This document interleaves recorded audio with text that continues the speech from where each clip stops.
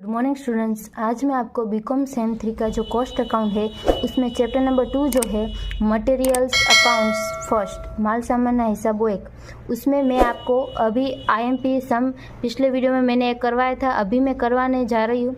मगर उससे पहले ये जो फॉर्मूलास है वो बहुत ही इम्पोर्टेंट है, इसीलिए पहले हम इसको समझेंगे।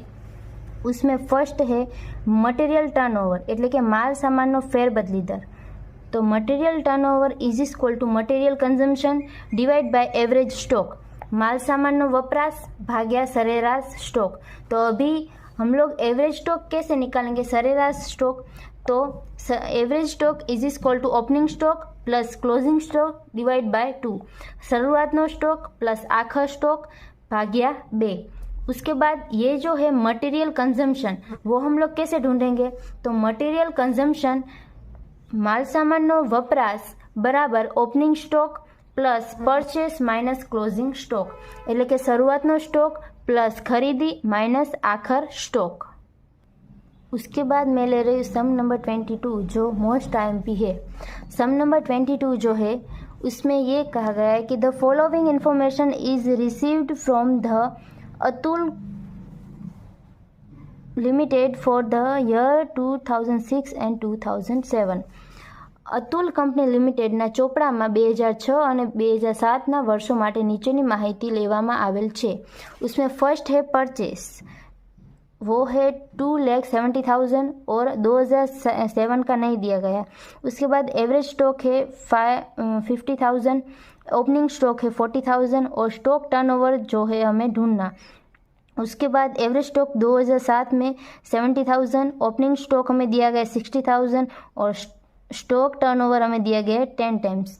अभी हमें फर्स्ट जो है स्टॉक टर्नओवर 2006 का हमें ढूंढना है। उसके आगे क्या कहा है, follow from the above information find out.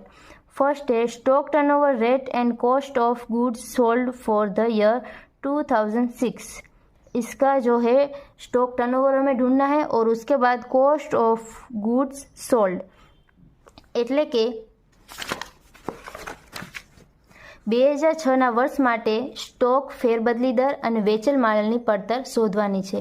उसके बाद सेकंड है purchase and cost of goods sold for the year 2007 એટલે કે 2007ના વર્ષ માટે खरीदी અને વેચેલ मालની પડતર शोधो। तो ये ए जो है पहले हम लोग वो करेंगे। तो उसमें फर्स्ट हमें ढूंढना है स्टॉक टर्नओवर।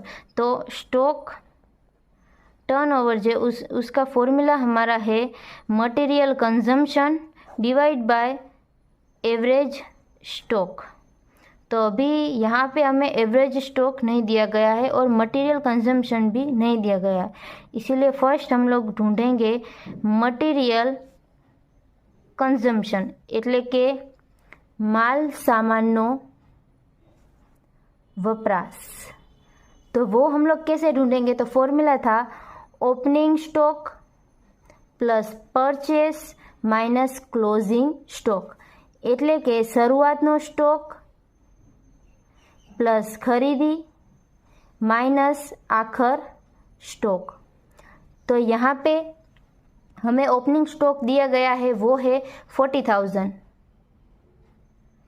प्लस परचेस हमारा है 2,70,000 माइनस क्लोजिंग स्टॉक यहाँ पे नहीं दिया गया। अभी हम लोग क्या करेंगे, क्लोजिंग स्टॉक ढूंढने के लिए ये जो टर्नओवर है हम लोग टर्नओवर ढूंढने के लिए हम लोग मटेरियल कंजम्पशन ढूंढ रहे हैं, मगर वो भी यहाँ पे नहीं है।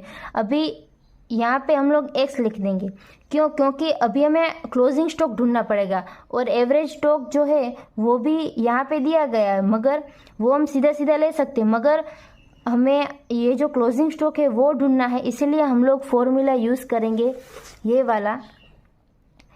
Average stock is equal to opening stock plus closing stock divide by 2, यानी कि एवरेज स्टॉक जो है वो हमारा यहाँ पे दिया गया है 50,000। तो ये यहाँ पे हम लोग 50,000 लिख देंगे। Is equal to opening stock है हमारा 40,000 प्लस क्लोजिंग स्टॉक हमें पता नहीं है, इसीलिए x डिवाइड बाय 2। तो ये जब हम लोग सोल्व करेंगे तो हमारा x इज इक्वल टू 60,000 आएगा 60,000। तो ये हो गया हमारा क्लोजिंग स्टॉक, उसकी वैल्यू हम लोग यहाँ पे पुट कर देंगे और हमें मटेरियल कंजम्पशन अभी मिल जाएगा। तो 40,000 plus 2,70,000 minus 60,000 is equal to 2,50,000। એટલે કે જે સરેરાશ સ્ટોક છે એ શરૂઆતનો સ્ટોક પ્લસ આખાનો સ્ટોક ભાગ્યા 2, તો 50,000 આપેલો છે સરેરાશ સ્ટોક, તો 50,000 બરાબર 40,000 પ્લસ એક્સ, કેમ કે આપણે આખા સ્ટોકની કિંમત શોધવાની છે ભાગ્યા 2, તો એક્સ બરાબર 60,000 એટલે કે આ મળ્યો આખા સ્ટોક। તો એને આખા સ્ટોકની જગ્યાએ આપણે તેની કિંમત મૂકી दीदी અને જ્યારે આપણે આ સોल्व કરશું ત્યારે 2,50,000 મળશે। तो ये हुआ मटेरियल कंजम्पशन। अभी हमें ये भी मिल गया और एवरेज स्टॉक वो तो दिया हुआ ये 50,000, तो अभी इसकी जगह पे हम लोग वैल्यू पुट कर देंगे। तो मटेरियल कंजम्पशन हमारा आया 2,50,000 और उसके बाद हमारा एवरेज स्टॉक है 50,000, तो हमारा आंसर आया 5 टाइम्स। ये हो गया फर्स्ट हमारा सोल्व। अभी भी नहीं हुआ है, मगर इसमें क्या है कि स्टॉक टर्नओवर रेट हमने ढूंढ लिया है, मगर उसके बाद है cost of goods sold off the year 2006, यानी कि इसमें ऐसा बोला गया कि स्टॉक फेरबदली दर અને વેચેલ માલની પડતર શોધવાની છે। વેચેલ માલની પડતર यानी कि उसका फॉर्मूला हम लोग लिखेंगे कॉस्ट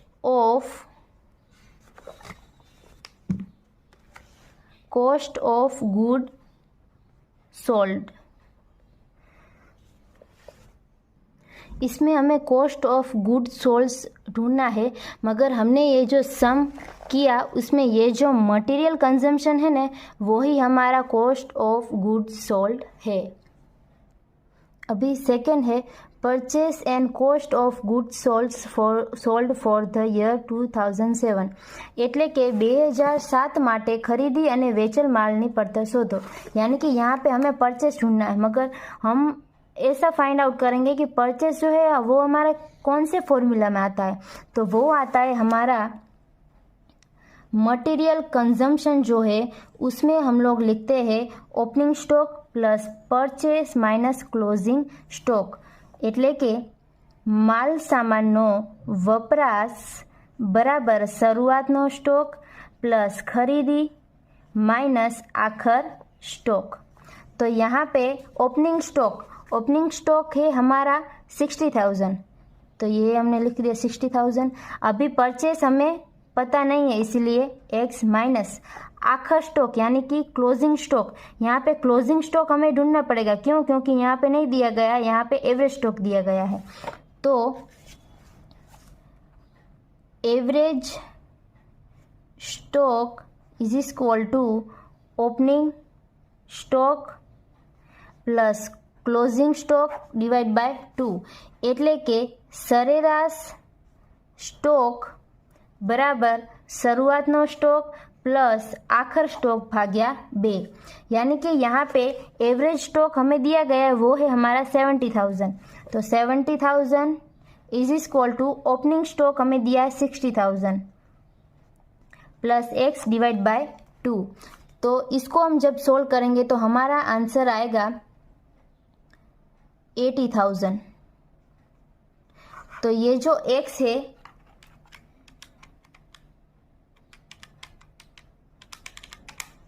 एक्स है वो है हमारा क्लोजिंग स्टॉक, तो यहाँ पे उसकी वैल्यू हम लोग पुट कर देंगे, तो उसकी वैल्यू आई 80,000।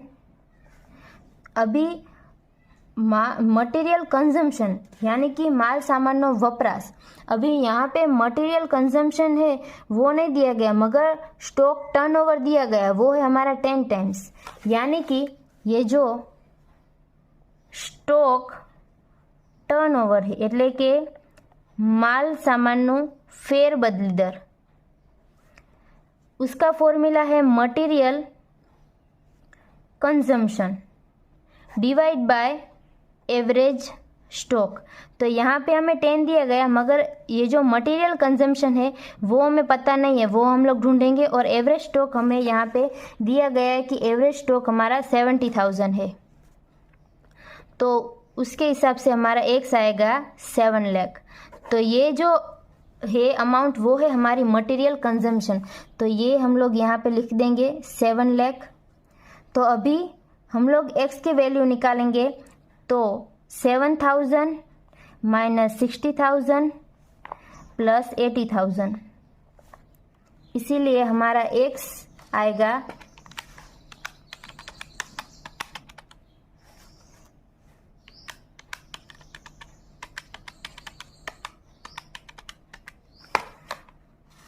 7,20,000। तो ये आ गया हमारा सही आंसर 7,20,000। उसके बाद क्लोजिंग स्टॉक 80,000 वो भी हमें ढूंढ लिया। उसके बाद कॉस्ट ऑफ गुड सोल्ड, ये हमें ढूंढना है कॉस्ट ऑफ गुड सोल्ड। तो उसका मतलब क्या हो, ये जो मटेरियल कंजम्पशन है वही हमारा कॉस्ट ऑफ गुड सोल्ड होगा। तो यानी कि हमारा ये जो मटेरियल कंजम्पशन है वो था हमारा 7 लाख। तो ये भी हमारा होगा cost of good sold. I hope you understand and thank you all.